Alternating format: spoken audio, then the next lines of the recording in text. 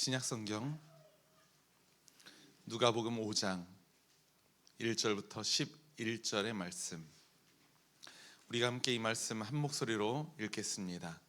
시작.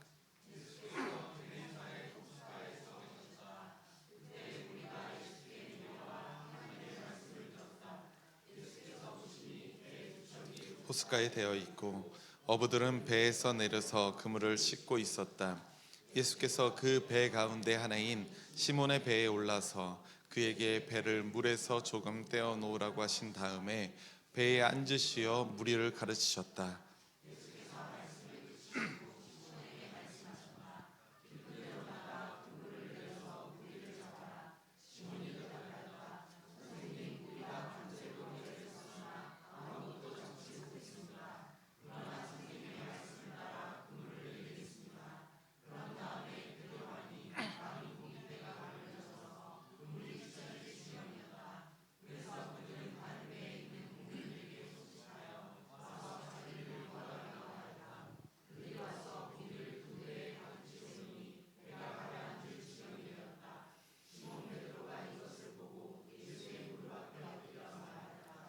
주님, 나에게서 떠나 주십시오. 나는 죄인입니다. 베드로 및 그와 함께 있는 모든 사람은 그들이 잡은 고기가 엄청나게 많은 것에 놀랐던 것이다. 또한 세베대의 아들들로서 시몬의 동료인 야고보와 요한도 놀랐다.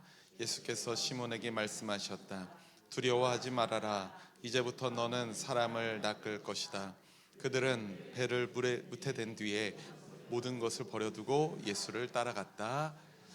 아멘. 아멘. 할렐루야. 할렐루야. 네. 6월이 되어서야 본격적인 겨울의 강추위가 찾아왔습니다. 겨울이 되면 기타 치는 손이 얼 때에 기타 치는 걸 굉장히 어려워요. 그래서 아침에 내내 고생하는데 또 여러분들이 이 자리를 가득 채우시니까 이 공간이 따뜻해지면서 제 손이 다 녹았습니다. 지난 한 주 동안 찬바람이 정말로 많이 불었죠. 여러분들 많이 추우셨을 겁니다. 그럼에도 불구하고 우리 사랑하는 초록교회 신앙가족 여러분들의 마음에는 그 따뜻한 온기가 있었으면 좋겠습니다. 그래서 사람을 만날 때, 또 하나님을 만날 때 모두 다 여러분들이 따뜻한 온기로 다가가는 그런 은총이 여러분들이 되었으면 좋겠습니다. 그래서 세상이 지독하게 춥더라도 우리 그리스도인들의 그 따뜻한 마음으로 예수님이 주신 그 온기로 이 세상을 녹여 나아갈 수 있는 주님의 백성들이 되었으면 좋겠어요. 바로 우리 초록교회 신앙 공동체가 그렇게 되기를 간절히 소망합니다. 오늘도 주변에 있는 모든 교우들과 함께 인사 나누고 함께 말씀 나누겠습니다. 사랑과 축복을 아주 듬뿍 담아서 옆에 있는 분들에게 이렇게 인사합시다. 주님 안에서 승리하세요. 주님 안에서 승리하세요. 주님 안에서 승리하세요. 주님 안에서 승리하시길 바랍니다. 네. 오늘 우리가 읽은 본문의 이야기는 아주 유명한 이야기이죠. 아까 우리가 불렀던 전능하신 나의 주 하나님은 이라는 찬양의 모티브가 될 정도로 수도 없이 묵상했던 그런 말씀일 것입니다. 이 이야기를 우리가 조금 더 잘 이해하려면 우리는 앞선 누가복음 4장 38절과 39절의 의미, 또 그 말씀을 한번 보아야 돼요. 여러분들이 지금 말씀이 펴져 있다면 4장 38절 한번 보십시오. 어떤 이야기가 있냐면 예수님께서 시몬이라는 사람의 집에 가십니다. 시몬의 집에 가십니다. 근데 시몬을 만난 것은 아니고요. 시몬의 장모를 봤는데 시몬의 장모가 어떤 상황이었어요? 열병에 심하게 걸려서 매우 고통스러워하던 때였습니다. 예수님은 시몬의 장모에게 다가가서 굽어보시고 열병을 꾸짖어서 치료하십니다. 곧바로 그 여인은 자리에서 벌떡 일어나서 예수님을 정성껏 대접하죠. 이 이야기가 누가복음 4장 38절과 39절 딱 두 절로 아주 짧게 기록되어 있어요. 왜 이야기가, 보통은 예수님의 기적의 이야기가 조금 분량이 되잖아요. 하나의 이야기니까. 그런데 왜 이 이야기는 두 절로 짤막하게 나와 있는지 우리는 이 이야기가 이걸로 맞춰지는 것이 아니라 5장으로 이어지고 있다는 사실을 오늘 본문을 통해서 우리가 알 수가 있죠. 그 일이 있은 후에, 시몬의 집에서 있었던 일이 있은 후에 이야기는 5장에서 이제 게네사렛 호숫가에서 다시 시작됩니다. 이 게네사렛 호수는 여러분들이 좀 생소한 이름이시겠지만 두 개의 다른 명칭으로 불리기도 하는데요. 하나는 디베리아 바다라고 불리기도 합니다. 성경에 많이 나오죠. 그리고 또 하나는 더 많이 나오는 단어입니다. 여러분들도 아주 잘 알고 계시는 갈릴리 바다, 갈릴리 호숫가, 이렇게 불리는 곳이기도 합니다.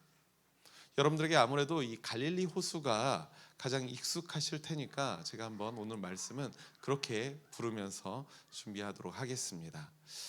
갈릴리 호수에서도 역시 많은 사람들이 예수님을 찾아옵니다. 그리고 예수님의 말씀을 듣게 돼요. 예수님은 하나님 나라의 복음을 그들에게 전하십니다.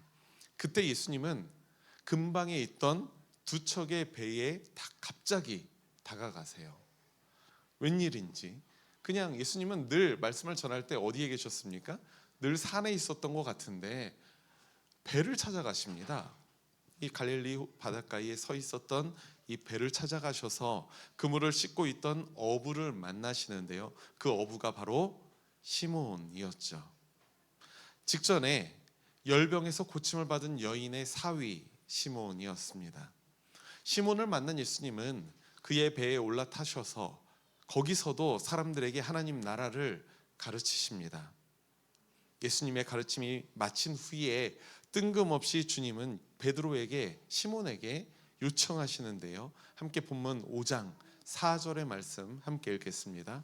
시작. 예수께서 말씀을 그치시고 시몬에게 말씀하셨다. 깊은 데로 나가. 아멘. 정말로 뜬금없는 장면 아닙니까? 예수님이 이곳에 온 것도 좀 뜬금없어요. 사람들을 이미 가르치고 있는 와중이었습니다.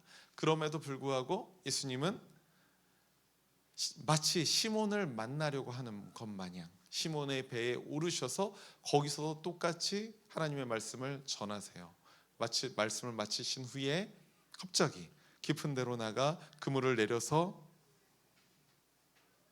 고기를 잡으라 라고 말씀하시는 겁니다. 그런데 한번 생각해 보십시오. 이곳 갈릴리 호숫가에서, 바닷가에서 물고기를 잡는 일의 전문가는 누구인가요? 예수님입니까? 아니면 시몬입니까? 예.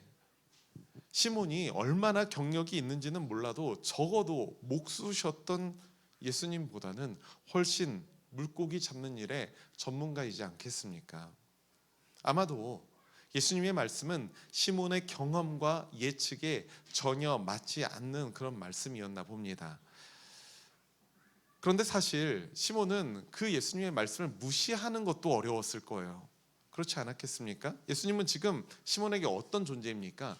그냥 마냥 모르는 생면부지의 사람이 갑자기 와서 아무것도 못 잡은 것 같아요. 그러니까 저 깊은 데로 가서 그물 한번 내려보세요 라고 하면 여러분들 하겠어요?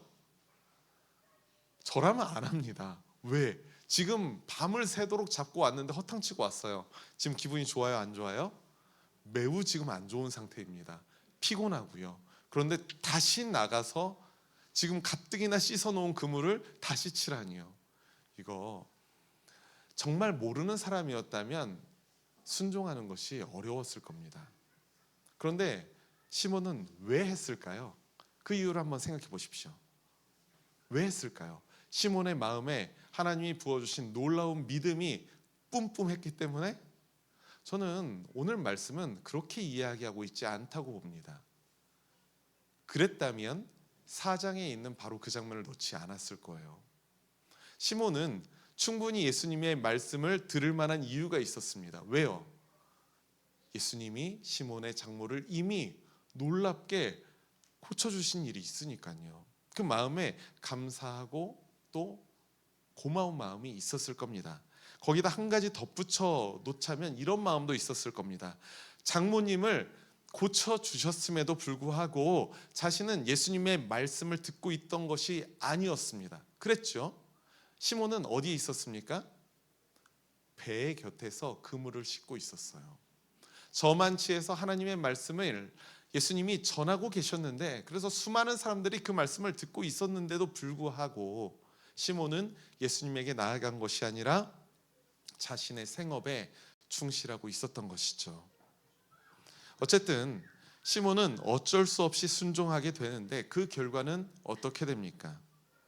6절의 말씀을 보니까 많은 고깃대가 걸려들어서 그물이 찢어질 지경이었고요, 다른 배의 동료들의 도움을 받아서야 가까스로 고기를 들어 올렸더니 두 척의 배를 가득 채울 만한 고기가 잡혔다라고 합니다. 다른 본문에, 병행 본문에 보면 몇 마리가 잡혔을까요?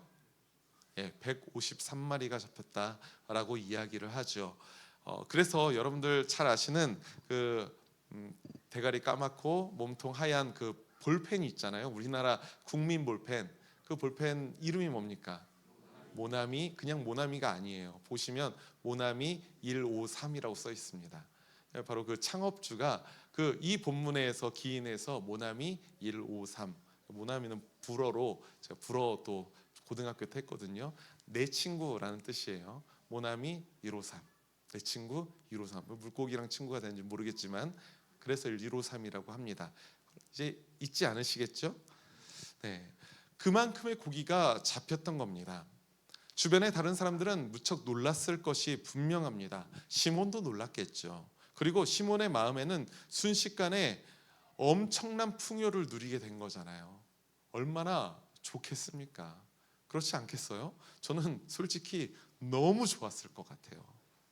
그리고 다른 사람들은 그 엄청난 풍요를 맛보게 된 그 시몬을 보면서 부러워하는 사람들도 적지 않았을 겁니다. 여러분들이 시몬이라면 어떻겠습니까? 일반적으로는 잠깐 사이에 부자가 되는 그 설렘이 생길 거예요. 이걸 가지고 내가 무엇 할까 촥 떠오를 겁니다. 복권에 당첨된 느낌처럼 말이죠. 오늘 우리가 주목해 보아야 할 부분은 그런데 그 시몬의 기분이 아닙니다.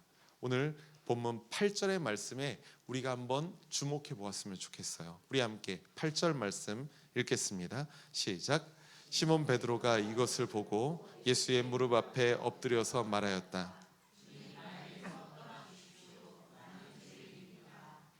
아멘, 아멘. 오늘 문제의 구절입니다. 왜 문제냐면 제가 오늘 목 상태가 별로 안 좋잖아요. 그 이유가 있습니다. 제가 잠을 별로 못 잤어요.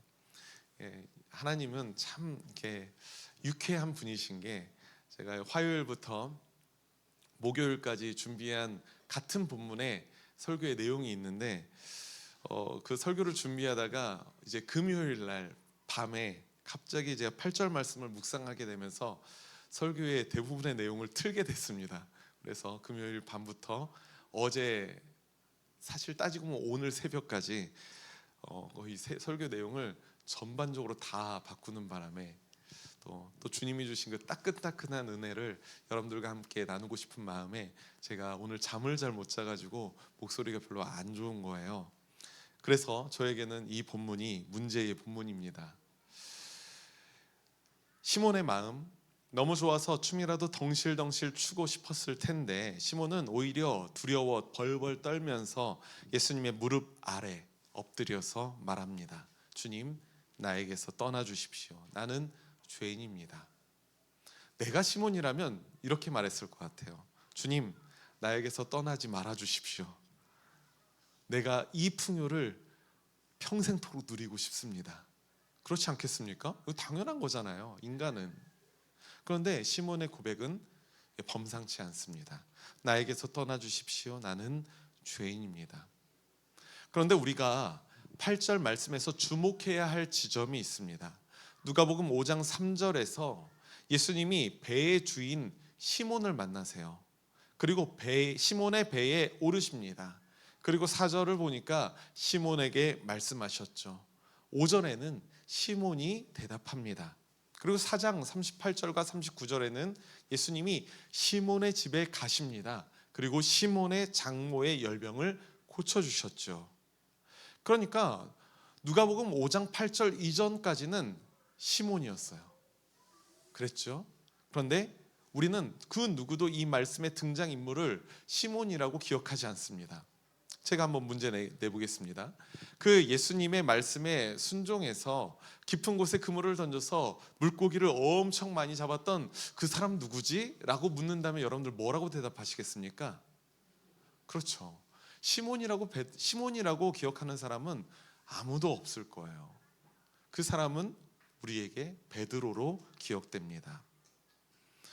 이 누가복음 5장 8절의 말씀이 바로 시몬이라는 이름이 비로소 시몬 베드로로 바뀌어 불리는 지점이라는 사실을 여러분들 주목해서 보시기 바랍니다. 누가복음 본문에서는 말이죠.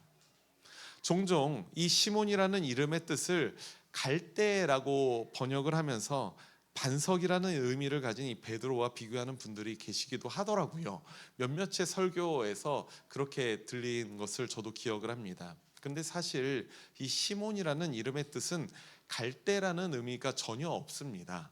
원래는 응답하신다, 또 들으신다라는 의미예요. 이게 좋은 의미죠.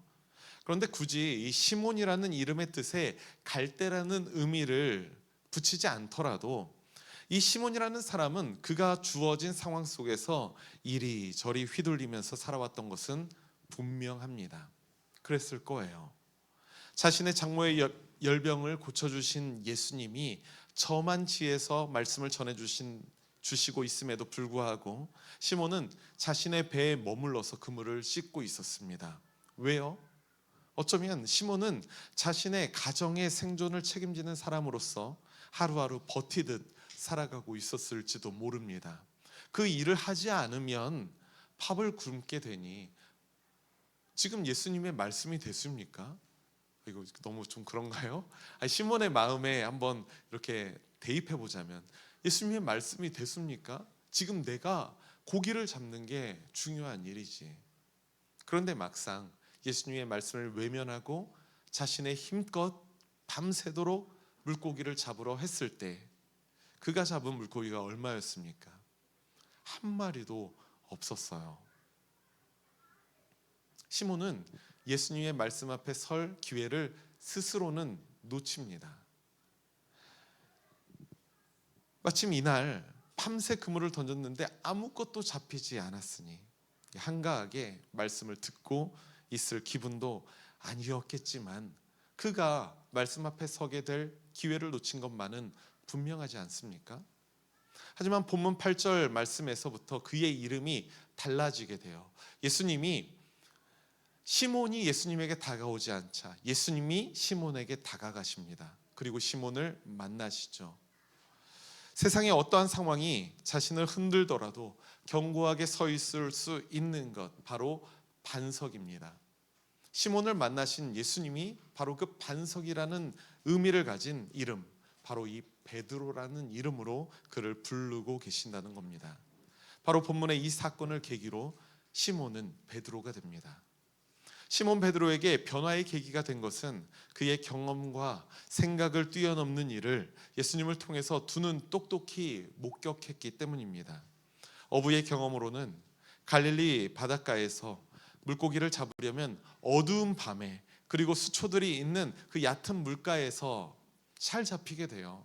제 어린 시절을 떠올려도 그렇습니다. 제가 수신 냇가리라고 하는 그 냇가에 가서 물고기를 잡는데 물고기는 냇가 중심의 깊은 곳에서 잡히지 않습니다. 여러분들 족대를 가지고 제 어린 시절에는 항상 할치라고 했거든요. 근데 그 족대를 가지고 물고기를 잡을 때 강가 가운데로 가는 사람이 있습니까? 보통 그러지 않아요. 딱 들고 어디로 갑니까? 수풀이 보통 우거진 강 변으로 가서 대고 뭐라고 외칩니까? 야 밟아 아니면 고기 몰아봐 해가지고 잡지 않습니까? 지금 해가 떠 있는 시간이에요. 낮 시간에 고기는 수풀가에 있습니다. 어부의 경험으로는 예수님의 말씀이 도통 이해되지가 않았을 겁니다. 어부의 일에는 전혀 전문성 없는 목수 한 사람이 와서 어부의 경험과는 반대되는 그 방법으로 고기를 잡으라고 말씀하시는데 사실 관계가 없었다면 그냥 무시하고 말았을 텐데 도통 이해할 수 없는 그 상황에서 놀라운 기적을 경험하게 되는 것, 바로 그가 예수님의 말씀을 듣고 깊은 데로 나아가 그물을 던졌기 때문입니다. 이렇게 시몬은 삶의 무게에 허덕이며 주님께 멀찍이 떨어져 있었습니다. 어떠한 상황에도 흔들리지 않은 반석의 기미라고는 요만큼도 없었어요. 그런데 이제 주님은 그에게 반석이라는 베드로의 이름을 주십니다. 우리는 이미 이후에 베드로의 행적을 알고 있죠. 그래서 이 반석이라는 이름이 약간 생경하기도 합니다. 반석이라면 이 정도의 믿음은 보여줘야 되는데 그 이후에 베드로의 행적은 어떻습니까? 베드로가 일명 예수님의 수제자라고 불리기도 하는데 얼마나 나약한 모습, 모자란 모습을 보였습니까?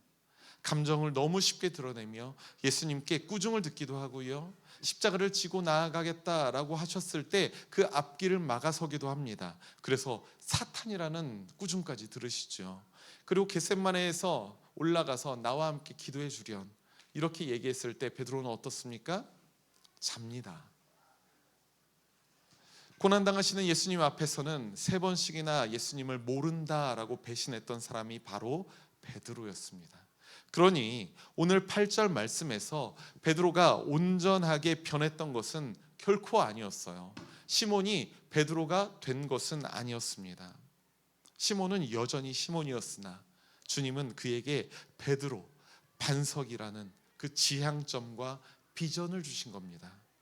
달리 말하자면 베드로로 살아갈 그 사명을 그에게 주셨다는 거예요. 앞으로 반석으로 살아가게 될 사람에게 주님이 주신 사명은 무엇입니까? 우리 10절 말씀에서 예수님이 이렇게 말씀하시죠. 이제부터 너는 사람을 낚을 것이다. 사람을 낚는 어부가 그에게 주어진 하나님의 사명인 것입니다. 삶의 무게를 견디며 물고기를 잡는 일에만 치여 살아가던 그에게 완전히 새로운 삶을 사명으로 주시고 계시는 거예요. 사람을 낚는다고 해서 린자 오밍을 떠올리시면 안 됩니다. 보이스피싱 이런 거 떠올리시면 안 돼요. 시몬처럼 삶의 무게에 억눌려 살다가 마치 주님의 말씀에 나오지 못하는 그 세상의 수많은 사람들이 있지 않겠습니까? 시몬과 같은 사람들, 그 사람들을 주님께 나아올 수 있도록 하는 그런 복음 전수자로 그를 사용하신다는 그런 의미인 줄 믿습니다. 사람을 낚는 어부. 사람이 변한 것이 아니고요, 사명이 변한 것입니다. 지향점이 변한 것이고요, 비전이 변한 것입니다. 시몬으로서 가졌던 비전과 시몬으로서 가졌던 지향점이 이제는 베드로로서 가지는 지향점과 비전으로 변한 거예요. 이제 시몬 베드로는 예수님의 무릎 앞에 엎드립니다. 예수님을 바라보던 시각이 완전히 달라진 거예요. 이제는 예수님에게서 신적인 무언가를 발견하게 된 것입니다. 그러니 시몬 베드로는 두려워 떨 수밖에 없습니다. 유대인들은 죄인이 거룩하신 하나님 앞에 있으면 죽게 된다는 것을 어렸을 때부터 율법을 통해서 충분히 배웠습니다. 그래서 하나님의 이름을 함부로 말하지도 않아요. 성경에 나와 있는 여호와라는 이름이 하나님의 이름을 부르지 못하기 때문에 약칭으로 부른 단어입니다. 여호와. 베드로의 마음에 두려움이 가득 차 있다는 것을 예수님은 알고 계십니다. 두려워하지 말아라. 주님 안에서 지향점과 비전이 변하여서 사명을 감당하기로 결단한 그 사람들에게 두려움은 가장 큰 위협이고 가장 큰 장애물이기 마련입니다. 왜냐하면 이 두려움이라는 것은 믿음과 양립할 수가 없기 때문에 그렇습니다. 제가 자주 하는 말 중에 이런 말이 있죠. 믿음의 반대말은 의심이 아니다.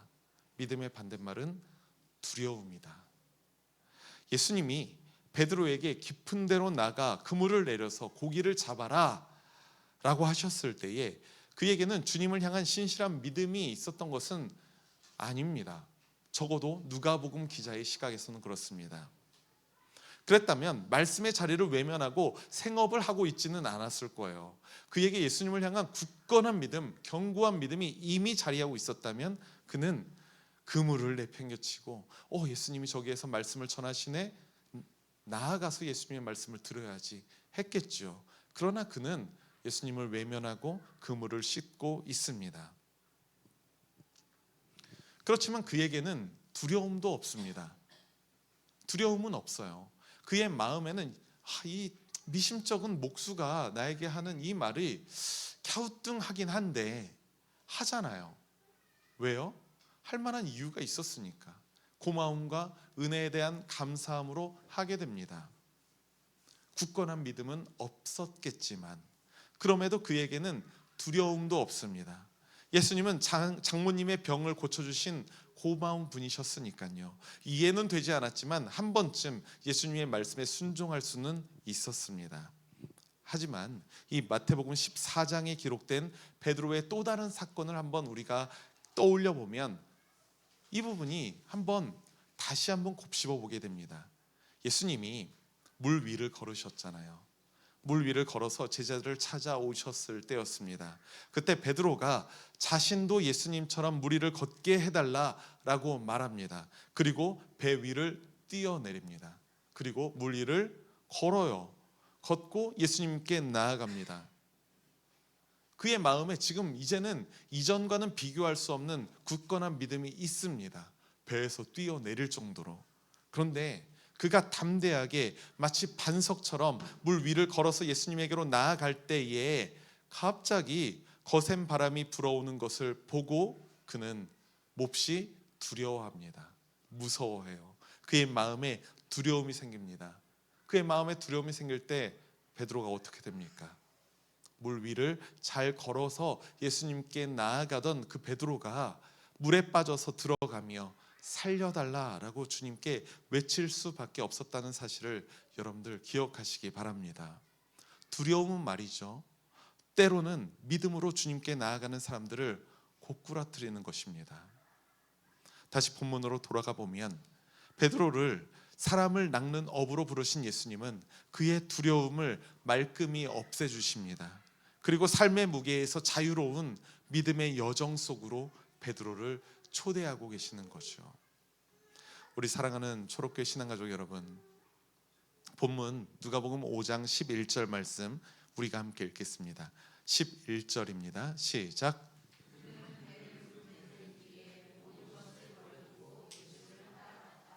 아멘. 베드로가 어떻게 합니까? 모든 것을 버려두고 예수님을 따라갑니다. 다시 돌아보면 시몬이었던 베드로는 자신의 가족을 고쳐주신 예수님이 말씀을 전할 때에도 애써 외면할 정도로 삶의 무게에 짓눌려 있던 사람이었습니다. 이 일을 하지 않으면 안 된다라고 생각했던 사람이었어요. 그러한 시몬의 모습과 모든 것을 버려두고 예수를 따라가는 이 베드로의 모습이 너무나도 다르지 않습니까? 그 계기가 바로 오늘 본문 8절의 말씀인 거예요. 시몬으로서는 버릴 수도 따를 수도 없었지만 비로소 예수님을 인격적으로 경험하고 베드로로 부름받은 이후에는 두려움을 극복하고 불완전한 자신을 인정하면서 주님의 제자된 삶을 선뜻 받아들일 수 있게 되었다는 사실입니다. 오늘날을 살아가는 우리도 시몬과 베드로 사이에서 믿음과 순종의 자리를 찾아가고 있습니다.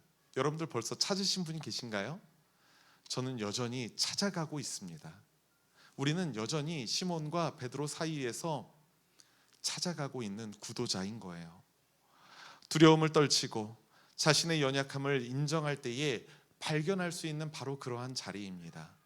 바라기는 우리 사랑하는 초록교회 신앙 공동체가 시몬에 머물러 있기보다 반석 위에 견고히 서서 주님 주신 사명을 감당하는 베드로로 변화되어가는 은총을 누리기를 간절히 소망합니다.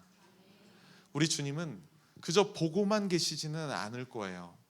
우리에게 두려움을 이길 평화를 주시고 연약한 죄인인 우리가 성령의 능력을 힘입게 하십니다. 또한 우리보다 앞서서 십자가를 지시고 이 패역하고 깨어진 세상을 회복하고 치유해 가시는 줄 믿습니다. 그런 주님을 신실하게 믿음으로 하나님의 구원 사역에 기쁨으로 동참하시는 거룩한 하나님의 자녀들이 되시기를 주님의 이름으로 축원합니다. 아멘. 우리가 함께 주보를 보면서 공동체 기도, 우리의 한 마음으로 또 한 목소리로 함께 공동체의 기도 드리겠습니다. 시작. 우리의 연약함과 두려움까지도 아시는 하나님, 오늘도 주님의 말씀으로 믿음의 길을 깨닫게 하시니 감사합니다.